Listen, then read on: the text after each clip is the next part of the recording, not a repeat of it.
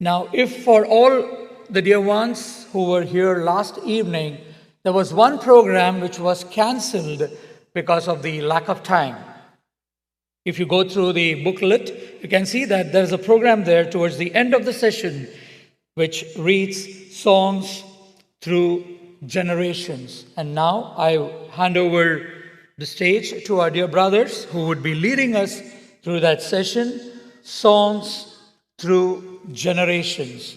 I would request you to stay behind, enjoy the wonderful moments, and may the Lord bless the time that He has given to us this evening. And towards the end, there would be some refreshments also at the end, which details would be announced later on. May the name of the Lord be glorified.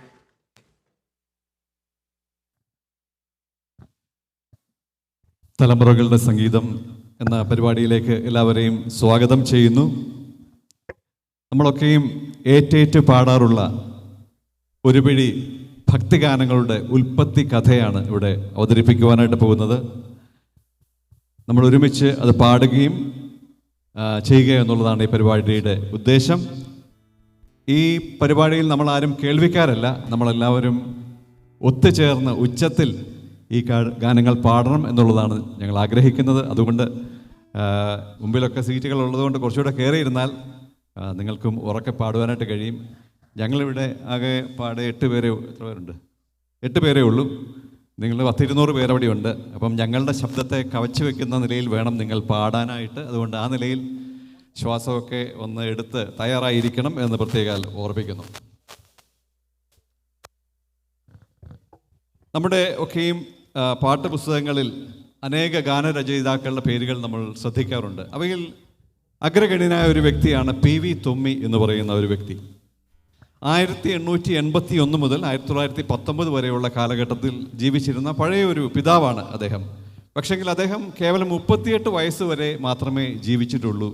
എന്നാൽ 136ഓളം ഗാനങ്ങൾ എഴുതുവാൻ ദൈവം അദ്ദേഹത്തെ ഉപയോഗിച്ചു. താനൊരു അധ്യാപകനായിരുന്നു. എന്നാൽ കർത്താവിൻ്റെ വിളി കേട്ട് വീനാഗലിലൂടെ കർത്താവിനെ കുറിച്ചുള്ള സുവിശേഷം കേൾക്കുകയും രക്ഷിക്കപ്പെടുകയും ചെയ്ത താൻ ജോലി രാജിവെച്ച് കർത്താവിന് വേണ്ടി ഇറങ്ങിത്തിരിക്കുകയാണ് ഉണ്ടായത്.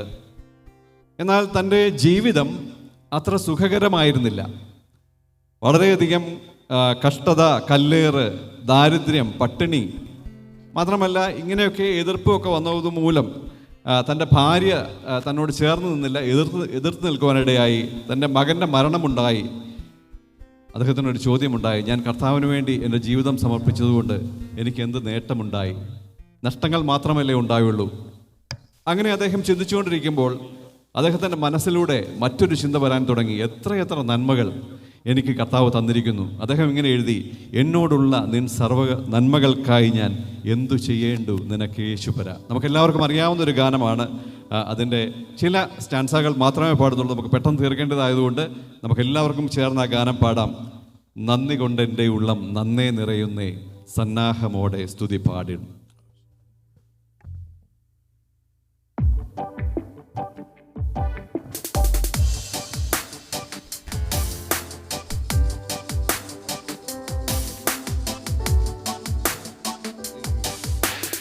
എന്നോടുള്ള നിൻ സർവ്വനന്മകൾക്കായി ഞാൻ എന്തു ചെയ്യേണ്ടു നിനക്കേശുപര. ഇപ്പോൾ എന്തു ചെയ്യേണ്ടു നിനക്കേശുപര.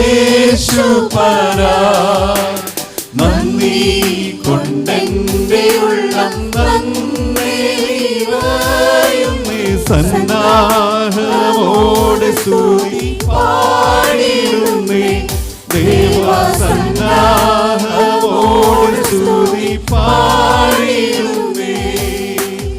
എന്നെ അൻപോടു ദിനം തോറും നടത്തുന്ന പൊന്നീടയെ അനന്തം വന്ദനമേ. എന്നെ പൊന്നീടയെ അനന്തം വന്ദനമേ. Thank you. ചിലരൊക്കെയും നിങ്ങളുടെ അധരങ്ങൾ ചലിക്കുന്നത് കാണാമായിരുന്നു. പക്ഷേ അനേകം ആളുകളും കൂടെ ചേർന്നില്ല. അടുത്ത ഗാനത്തിൽ നിങ്ങൾ ചേർന്ന് പാടണം എന്ന് ഓർപ്പിക്കുന്നു. നമ്മുടെയൊക്കെ തൊട്ട് മുമ്പ് ജീവിച്ചിരുന്ന, അല്ലെങ്കിൽ ഈ കാലഘട്ടത്തിൽ നിന്ന് ജീവിച്ചിരുന്ന, ഇപ്പോൾ കർത്താവിൻ്റെ സന്നിധിയിൽ ചേർക്കപ്പെട്ട ഒരു ദൈവദാസനാണ് JV പീറ്റർ. അദ്ദേഹം തമിഴ്നാട്ടിൽ നിന്നും കേരളത്തിലെത്തി ഗാന ശുശ്രൂഷയിലൂടെ സുവിശേഷം അറിയിച്ചുകൊണ്ടിരുന്ന ഒരു വ്യക്തിയാണ്. 1986 ഗോസ്പൽ ട്യൂണേഴ്സ് എന്ന് പറയുന്ന ഒരു സംഗീത ഗ്രൂപ്പ് അതിൻ്റെ ഭാഗമായി അതിൻ്റെ നടത്തിപ്പുകാരനായി താൻ പ്രവർത്തിക്കുമ്പോൾ ഒരു ആംപ്ലിഫയർ വാങ്ങേണ്ട ഒരു ആവശ്യത്തിന് വേണ്ടി അദ്ദേഹം ഇങ്ങനെ പലയിടത്തും അന്വേഷിച്ചു.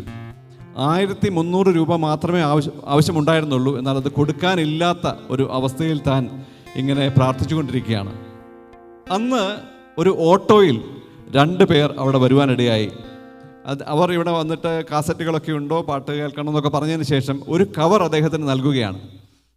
അവർ ആ കവറ് നൽകി ഇദ്ദേഹം പൊട്ടിച്ചു നോക്കി. കൃത്യം 1300 രൂപ ആ കവറിൽ കാണുകയാണ്. അദ്ദേഹത്തിന് വിശ്വസിക്കാനായില്ല.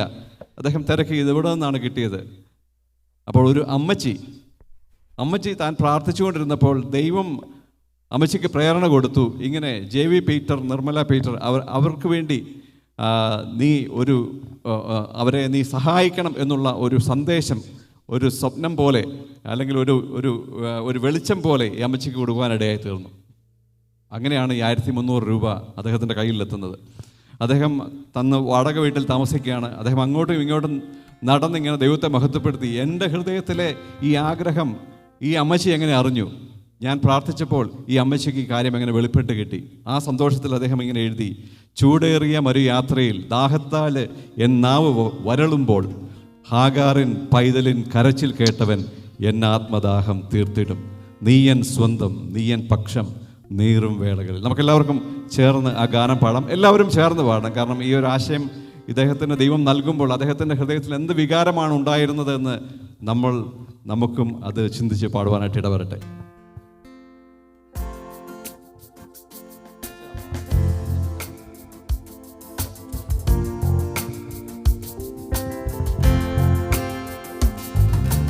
ചൂടേറിയ മരുയാത്രയിൽ ദാഹത്താലുമ്പോൾ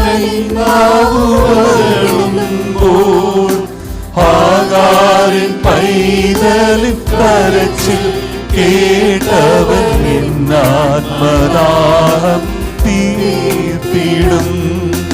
ചൂടേറിയ മരുയാത്രയിൽ ദാഹത്താലിൽ വലയുമ്പോൾ ഹാഗാറിൻ പൈതലിൻ കരച്ചിൽ കേട്ടവൻ ആത്മദാഹം തീർത്തിടും. നീയേ സ്വന്തം, നീയേ പക്ഷം നീറും വേളകളിൽ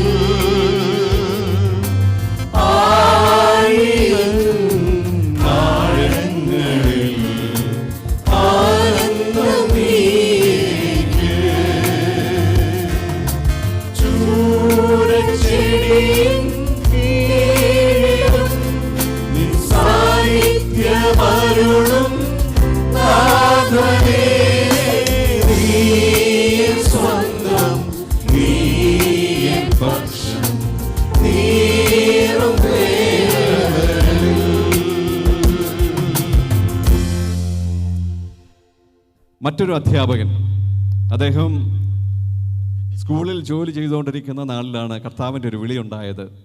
അദ്ദേഹം തൻ്റെ ജോലി രാജിവെച്ച് കേരളത്തിൽ നിന്നും മധുര എന്ന പട്ടണത്തിലേക്ക് യാത്രയായി. നമുക്കെല്ലാവർക്കും ആ പേര് കേട്ടപ്പോൾ മനസ്സിലായി കാണും ആരാണെന്ന്. ME Cherian sir. അദ്ദേഹം മധുര എന്ന പട്ടണത്തിൽ ചെന്ന് താനും കുടുംബവും പ്രവർത്തനം ആരംഭിച്ചു.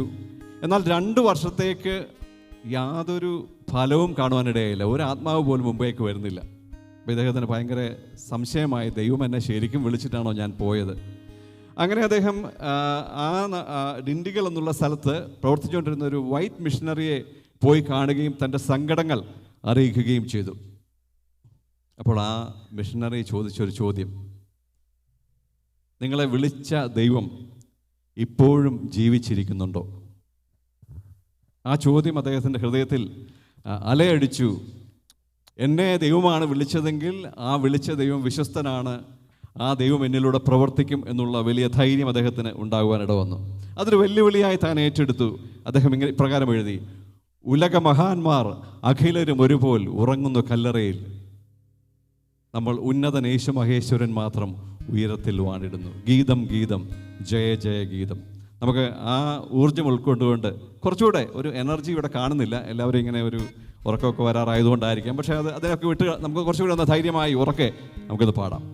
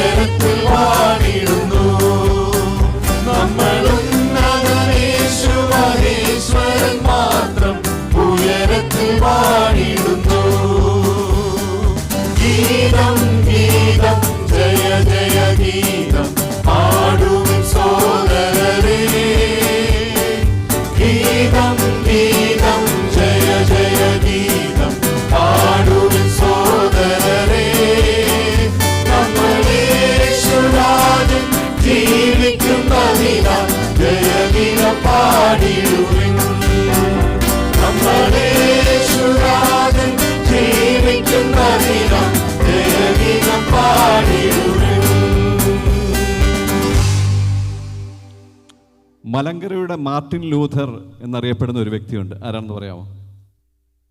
മഹാകവി KV സൈമൺ. അദ്ദേഹം ഒരു പണ്ഡിതനായിരുന്നു, പണ്ഡിത കവിയാണ്, വാഗ്മിക്ത കലയിൽ സമ്പന്നനായിരുന്നു, അതുല്യനായ താർക്കികനായിരുന്നു. അനേക വേദികളിൽ തർക്കവിഷയങ്ങൾ കൈകാര്യം ചെയ്തൊരു വ്യക്തിയായിരുന്നു.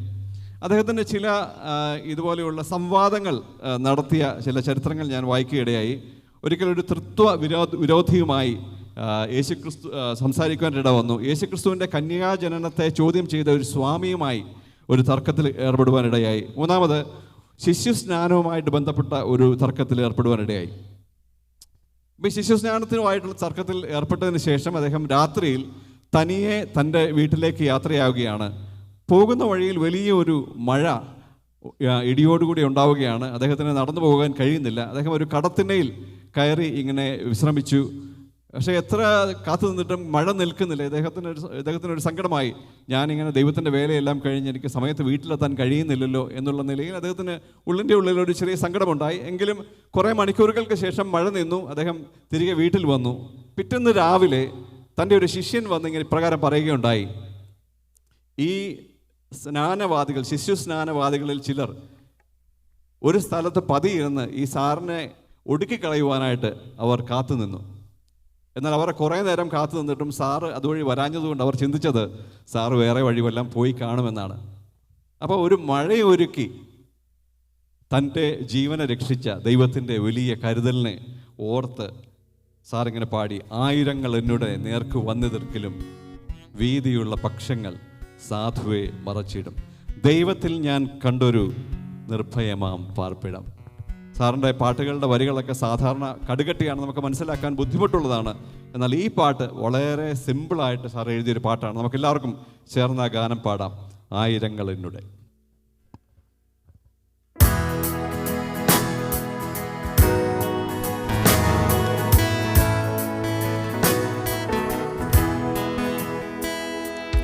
ദൈവത്തിൽ ഞാൻ കണ്ടൊരു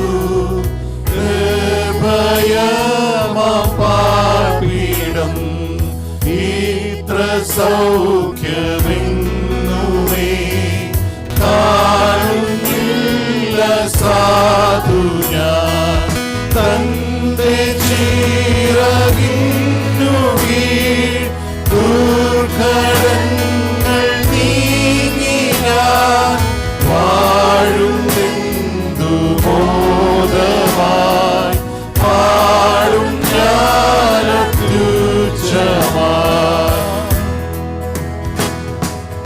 ആയിരങ്ങളെന്നുടെ നേർക്കുവന്നെതിർക്കലും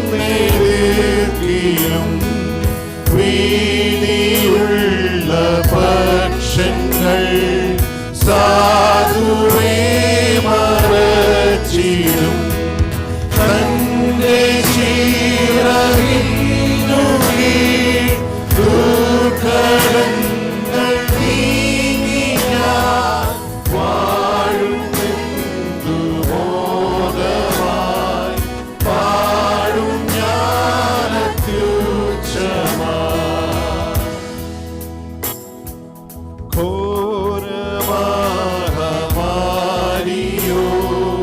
കൂരിരുത്തിൻ വേളയോ ഇല്ലതെയും ചഞ്ചലം താതരുണ്ടു കൂടവേ തന്റെ ചിറകിന്നു കീഴ് ദുർഘടങ്ങൾ നീങ്ങി ഞാൻ വാഴുമെന്തു ബോധവാൻ പാടും ഞാനത്യുച്ചവാൻ.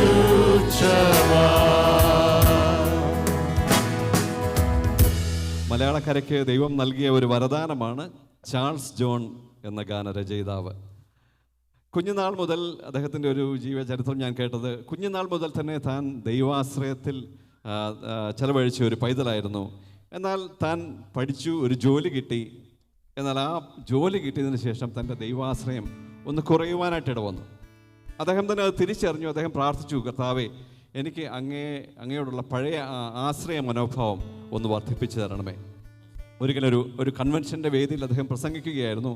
പ്രസംഗം കഴിഞ്ഞ് താഴെ ഇറങ്ങിയപ്പോൾ അദ്ദേഹത്തിന് കിട്ടിയ വാർത്ത വളരെ ഞെട്ടിക്കുന്നതായിരുന്നു. അന്ന് തൻ്റെ മൂത്ത മകൻ ജോൺ ലീ ചാൾസ് ഇപ്പോൾ ഒരു അറിയപ്പെടുന്ന ഗായകനാണ്. അദ്ദേഹത്തിന് അന്ന് 2 വയസ്സ് മാത്രം പ്രായം. ആ കുഞ്ഞ് ഒരു അത്യാസന്ന നിലയിൽ തിരുവല്ല മെഡിക്കൽ മിഷനിൽ അഡ്മിറ്റ് ആയിരിക്കുന്നു, ICUയിലാണ്. അദ്ദേഹം വേഗം കൺവെൻഷൻ വേദിയിൽ നിന്നും ആശുപത്രിയിലേക്ക് തിരിച്ചു. രാത്രിയിൽ യാതൊരു പ്രതീക്ഷയ്ക്കും വക കാണുവാനായിട്ട് ഇടവന്നില്ല. അദ്ദേഹം പ്രാർത്ഥിച്ചു, കർത്താവേ, ഈ കുഞ്ഞിനെ ഞങ്ങൾക്ക് തിരികെ തരണമേ. പിറ്റേ ദിവസം രാവിലെ ഹോസ്പിറ്റലിൽ നിന്നുള്ള വിവരം അറിഞ്ഞു. കുഞ്ഞിന് സൗഖ്യമായിരിക്കുന്നു, ദൈവം അത്ഭുതകരമായി പ്രവർത്തിച്ചിരിക്കുന്നു എന്നുള്ള വാർത്ത കേട്ട് അദ്ദേഹത്തിന് സന്തോഷം ഉണ്ടായി. അപ്പോൾ അദ്ദേഹത്തിൻ്റെ മനസ്സിൽ വന്ന ചില വരികളാണ്: മനോവേദന പല ശോധന മമ ജീവിത പാതയതിൽ മാറാതേറിടുമ്പോൾ ആത്മനാഥനവൻ മാറിൽ ചാരി ഞാൻ ആശ്വസിക്കും. നമുക്കെല്ലാവർക്കും അറിയാവുന്ന ഒരു ഗാനമാണ്. ഒന്ന് കൈയടിച്ച് പാടാമെങ്കിൽ സന്തോഷമായിരിക്കും. ദൈവകൃപയിൽ ഞാൻ ആശ്രയിച്ചു.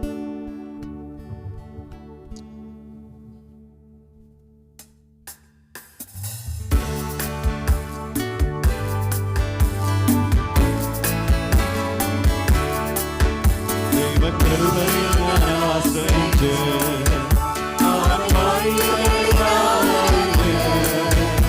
അനുഗമിച്ചിടും അവനുടെ ചുവടുകളെ, അനുഗമിച്ചിടും അവനുടെ ചുവടുകളെ. ദൈവകൃപയിൽ ഞാൻ ആശ്രയിച്ച് മനോവേദന പരശോധന മമ ജീവിത പാതയതിൽ, മനോവേദന പരശോധന മമ ജീവിത പാതയതിൽ മറവീഴുമ്പോൾ ആത്മനാഥനവൻ മാറിൽ ചാരി ഞാൻ ആശ്വസിക്കും. മറവീഴുമ്പോൾ ആത്മനാഥനവൻ മാറിൽ ചാരി ഞാൻ ആശ്വസിക്കും. ദൈവകൃപയിൽ ഞാൻ ആശ്രയിച്ച് അവൻ വഴികളെ ഞാൻ അറിഞ്ഞ് അനുഗമിച്ചിടും അവനുടെ ചുവടുകളെ, അനുഗമിച്ചിടും അവനുടെ ചുവടുകളെ. നമുക്കെല്ലാവർക്കും അറിയാവുന്ന ഒരു മിഷണറി ശ്രേഷ്ഠനാണ് വി നാഗൽ. ജർമ്മനിയിൽ ജനിച്ച് വളർത്തപ്പെട്ട ഒരു വ്യക്തി.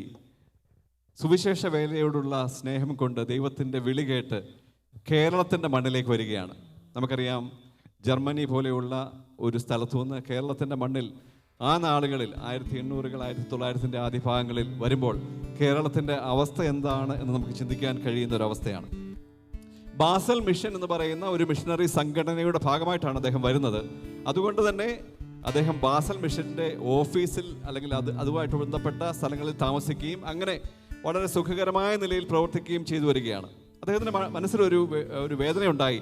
ഞാൻ ഈ കേരളത്തിലെ ജനങ്ങളെ സേവിക്കുവാനാണ് വന്നത്. ഞാനിവിടെ സുഖകരമായി ഈ കെട്ടിടത്തിൽ താമസിക്കുകയും ജനങ്ങളുടെ ഇടയിൽ പോകാൻ ഇടയാകാതിരിക്കുകയും ചെയ്യുന്നത് യോഗ്യമല്ല എന്നുള്ള നിലയിൽ ബാസൽ മിഷനിൽ നിന്നും മിഷണറി പെയ്ഡ് മിഷണറി എന്നുള്ള ആ ദൗത്യം രാജിവെച്ച് ജനങ്ങളിലേക്ക് ഇറങ്ങുവാനായിട്ട് തീരുമാനിച്ചു. അദ്ദേഹം വഴിയിലേക്ക് ഇറങ്ങി. എങ്ങോട്ട് പോകണമെന്നുള്ള വലിയ ധാരണയില്ല. ഗുരുവായൂർ എന്നൊരു പട്ടണത്തിൻ്റെ പേരറിയാം. ഒരു കാളവണ്ടി വന്നു. അദ്ദേഹം അതിൽ കയറി എനിക്ക് ഗുരുവായൂർ പോകണമെന്ന് പറഞ്ഞു. അദ്ദേഹത്തിൻ്റെ കയ്യിൽ 10 രൂപ മാത്രമേ ഉള്ളൂ. അദ്ദേഹം പറഞ്ഞു 10 രൂപ എൻ്റെ കയ്യിലുണ്ട്. കാളവണ്ടിക്കാരൻ പറഞ്ഞു 10 രൂപ കൊണ്ട് ഗുരുവായൂരിൽ എത്തുകയില്ല, 10 രൂപ കൊണ്ട് എത്തുന്നിടത്ത് ഞാൻ എത്തിക്കാം. അങ്ങനെ അദ്ദേഹം കാളവണ്ടിയിൽ യാത്ര ചെയ്തു. കുന്നംകുളം എന്ന സ്ഥലം എത്തിയപ്പോൾ കാളവണ്ടിക്കാരൻ പറഞ്ഞു സായിപ്പ ഇവിടെ ഇറങ്ങിക്കോ, 10 രൂപയ്ക്കുള്ള സ്ഥലമായി. അങ്ങനെ കുന്നംകുളത്ത് ഇറങ്ങി അദ്ദേഹം ചുറ്റും നോക്കുകയാണ്, എങ്ങോട്ട് പോകണം യാതൊരു ഐഡിയയില്ല, ഈ സ്ഥലമൊന്നും പരിചയമില്ല. പെട്ടെന്നാണ് അവിടെ ഒരു ബോർഡ് കണ്ടത്, പ്രാർത്ഥനാലയം എന്ന് പേരെഴുതിയ ഒരു കെട്ടിടം.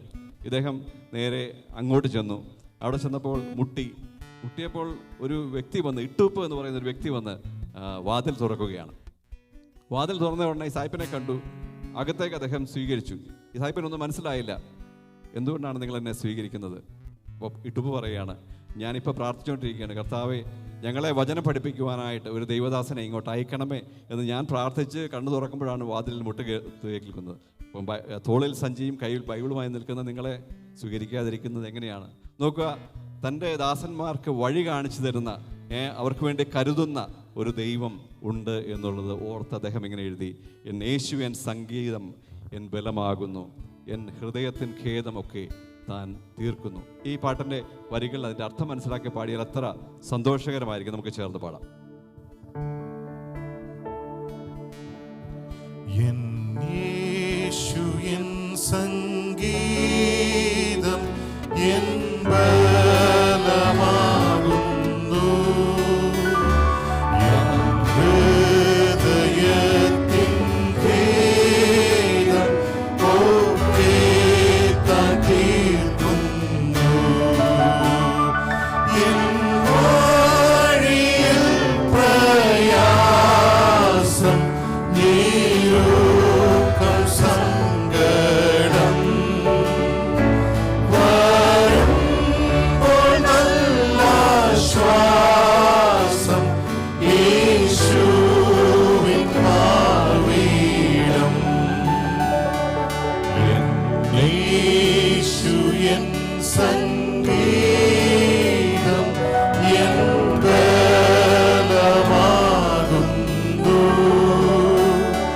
താൻ നിത്യസ്നേഹം കൊണ്ടു എന്നെ സ്നേഹിക്കുന്നു, താൻ തുടങ്ങിയ വേല എന്നിൽ നിവർത്തിക്കും, താൻ കൃഷ്ണമണി പോലെ എന്നെ കാത്തുകൊള്ളും.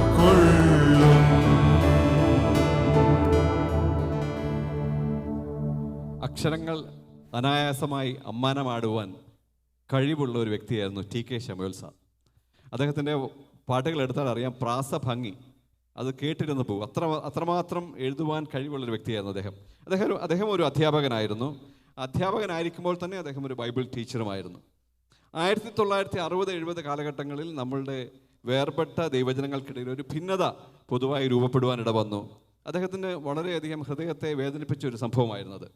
അദ്ദേഹം പലരോടും പറഞ്ഞു, ഇത് നമുക്ക് പാടില്ല, ഇത് നമുക്ക് ചെയ്യുവാൻ പാടില്ല.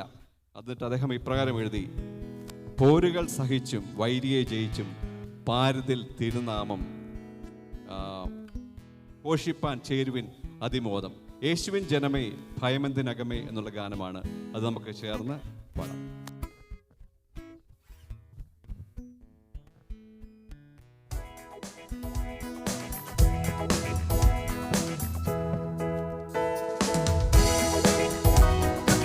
യേശുവിൻ ജനമേ ഭയമെന്തിനകമേ, ദേശവും കലങ്ങിയില്ല, നാം അവൻ ദാസനായി വസിച്ചിടാം. യേശുവിൻ ജനമേ ഭയമെന്തിനകമേ,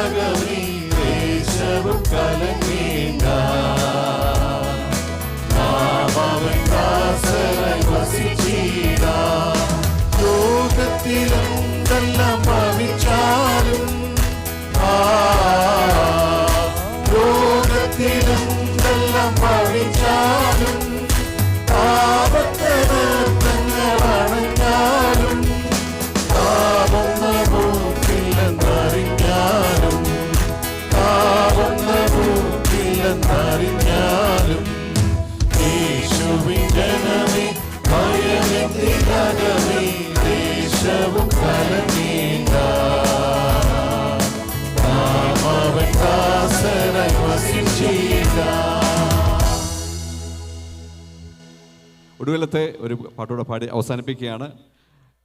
സമയത്തിൻ്റെ ചുരുക്കം കൊണ്ടാണ് വളരെ വേഗത്തിൽ ഓടി കഥകൾ പറഞ്ഞു പോയത്. ജോർജ് പീറ്റർ ചിറ്റൂർ നമുക്ക് എല്ലാവർക്കും മറക്കുവാനാവാത്ത ഒരു ദൈവദാസനാണ്. അദ്ദേഹം തൻ്റെ ജീവിതം കർത്താവിന് വേണ്ടി സമർപ്പിച്ച് സുവിശേഷ വേലയ്ക്ക് വേണ്ടി പുറപ്പെടുമ്പോൾ വളരെ പരിമിതമായ അവസ്ഥയിൽ നിന്നാണ് അവൻ പ്രവർത്തിക്കുവാനിട വന്നത്. ഗ്രാമാന്തരങ്ങളിൽ പോയി സുവിശേഷ വേലയ്ക്ക് വേണ്ടി പോകുമ്പോൾ ഒരു സൈക്കിളിലാണ് താൻ യാത്ര ചെയ്യുന്നത്. ഒരു ദിവസം താൻ വളരെയധികം യാത്ര ചെയ്ത് ക്ഷീണിച്ച് സൈക്കിൾ ചവിട്ടി മടങ്ങി വരുമ്പോൾ അവിടെ പഞ്ചായത്തിൻ്റെ ആളുകൾ അദ്ദേഹത്തിൻ്റെ സൈക്കിൾ തടഞ്ഞു വെക്കുവാനിട വന്നു. അന്നൊക്കെ സൈക്കിളിന് ടാക്സ് അടയ്ക്കേണ്ട ഒരു കാലഘട്ടമാണ്. ഈ സൈക്കിളിന് ടാക്സ് അടച്ചിട്ടില്ല, അതുകൊണ്ട് പോകാൻ കഴിയില്ല എന്ന് പറഞ്ഞ് അദ്ദേഹത്തെ ഉപദ്രവിക്കുവാനിട വന്നു. ഒരു രൂപ പോലും കയ്യിലില്ല. എങ്ങനെ ഈ കാര്യങ്ങൾ നടക്കുമെന്ന് തനിക്കറിയില്ല. ഒരു അടുത്തുള്ളൊരു കടയിൽ അദ്ദേഹം കയറി അവിടെ ഇരുന്നു. എങ്ങനെ ഈ കാര്യങ്ങൾ പരിഹരിക്കും, ആരോട് കടം ചോദിക്കും, ഇങ്ങനെയൊക്കെയുള്ള ഒരു ചിന്തയിൽ അദ്ദേഹം ഇരിക്കുമ്പോൾ ഒരു പോസ്റ്റ്മാൻ അതുവഴി പോയിട്ട് ഇദ്ദേഹത്തെ കണ്ടുകൊണ്ട് പറഞ്ഞു, ജോർജ് സാറല്ലേ, താങ്കൾക്കൊരു മണി ഓർഡറുണ്ട്. അദ്ദേഹം അത് കൈപ്പറ്റി 100 രൂപ ഉണ്ടായിരുന്നു. തനിക്ക് കടം കൊടുക്കാനുള്ളത് കൊടുത്തു. തൻ്റെ വീട്ടിലേക്കുള്ള ആവശ്യങ്ങൾക്കുള്ള സാധനം വാങ്ങി അദ്ദേഹം തിരിച്ചു പോകുമ്പോൾ അദ്ദേഹം ഒരു തീരുമാനമെടുത്തു. എന്നെ വിളിച്ച ദൈവം വിശ്വസ്തനാണ്, ഞാൻ ആരോടും ഇനി ഒരു കടം ചോദിക്കേണ്ട ആവശ്യം വരുന്നില്ല. അതുകൊണ്ട് അദ്ദേഹം ഇങ്ങനെ എഴുതി, എനിക്ക് ഒത്താശ വരും പർവ്വതം, കർത്താവേ നീ മാത്രം എന്നാളുമേ. എൻ്റെ സ്റ്റാൻസുകൾ പറഞ്ഞ് അവതരിപ്പിക്കുവാൻ സമയമില്ലാത്തതുകൊണ്ട് ഈ പാട്ട് പാടുമ്പോൾ നമുക്കെല്ലാവർക്കും ചേർന്ന അവസാനത്തെ ഗാനമാണ്. കരങ്ങളടിച്ച് പാടാം. അതിൻ്റെ ആശയം ശ്രദ്ധിച്ച് പാടി നമുക്ക് ദൈവത്തെ മഹത്വപ്പെടുത്താം.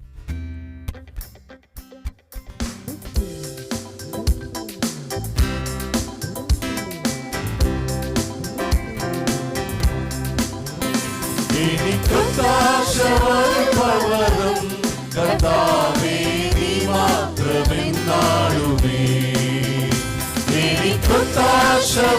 പർവ്വതം കർത്താവേ നീ മാത്രമെന്നാളുമേ. ആകാശഭൂമികൾക്കെല്ലാം അതിഹേതുവായവൻ നീയേ.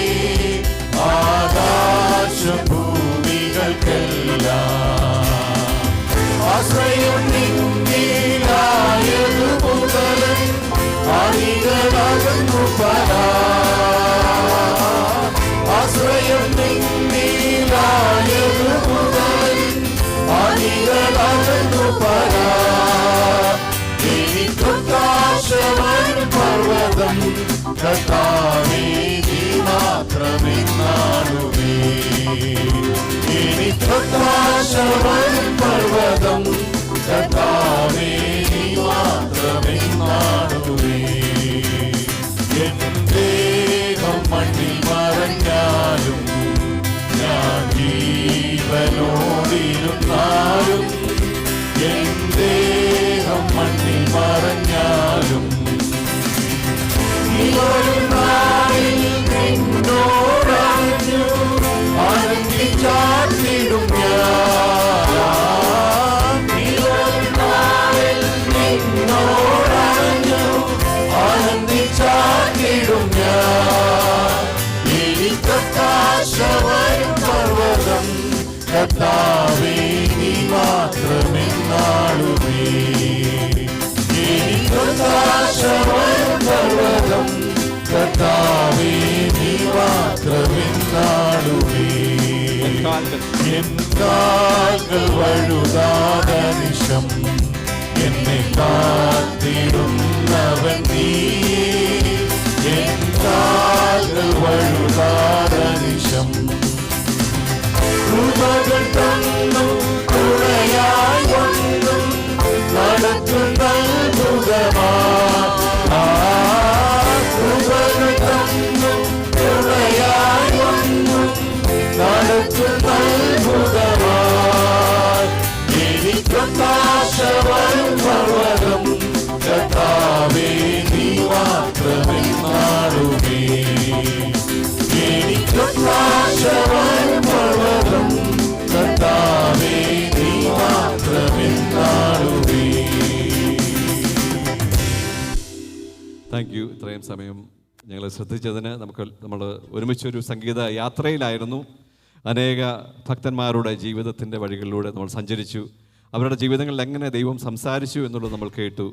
ഇന്നും അതേ ദൈവം തന്നെയാണ് നമ്മുടെ ദൈവം. അവരോട് സംസാരിച്ച അതേ ദൈവം തന്നെയാണ് നമ്മളോടും സംസാരിക്കുന്നത്. ഈ കൃപകൾ പ്രാപിച്ചുള്ള അനുഗ്രഹീത ക്രിസ്തീയ ജീവിതം നയിക്കുവാൻ ഈ പരിപാടി നമ്മളെ സഹായിക്കട്ടെ. ദൈവനാമം മഹത്വപ്പെടുമാറാകട്ടെ.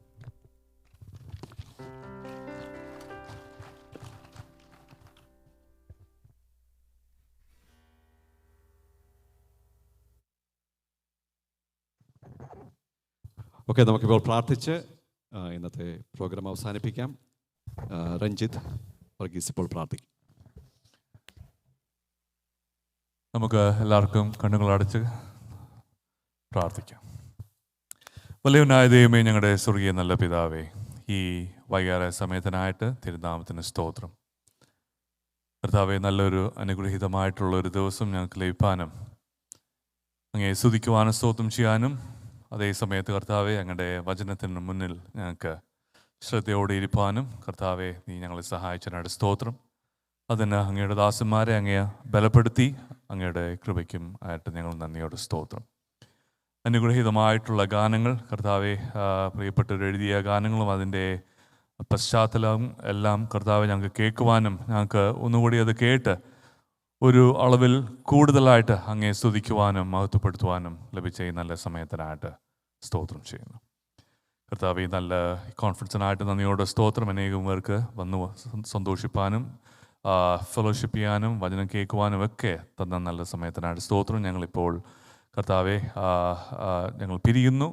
കർത്താവെ, ഞങ്ങളുടെ ഉറക്കത്തിൽ ഞങ്ങൾക്ക് നല്ലൊരു ഉറക്കം നൽകി. കർത്താവെ, അങ്ങയുടെ ദിവസമാണല്ലോ നാളെ. ഞങ്ങൾ എഴുന്നേറ്റ് കർത്താവെ ഞങ്ങൾ നിന്നെ സത്യത്തിലും ആത്മാവിലും ആരാധിപ്പാൻ നീ ഞങ്ങളെ സഹായിക്കണമേ എന്ന് പ്രാർത്ഥിക്കുന്നു. പ്രാർത്ഥന അങ്ങ് ശ്രദ്ധ വെച്ച് കേട്ടതിനായിട്ട് സ്തോത്രം. എല്ലാ സ്തുതിയും സ്തോത്രവും മാനവും മഹത്വവും എല്ലാം കർത്താവും രക്ഷിതാവുമായ യേശു ക്രിസ്തുവിൻ്റെ അതിപരിശുദ്ധ നാമത്തിൽ തന്നെ. ആമേൻ. All right, you're all dismissed. Have a good night. And there's also snacks available on both sides. So please have your snacks before you leave.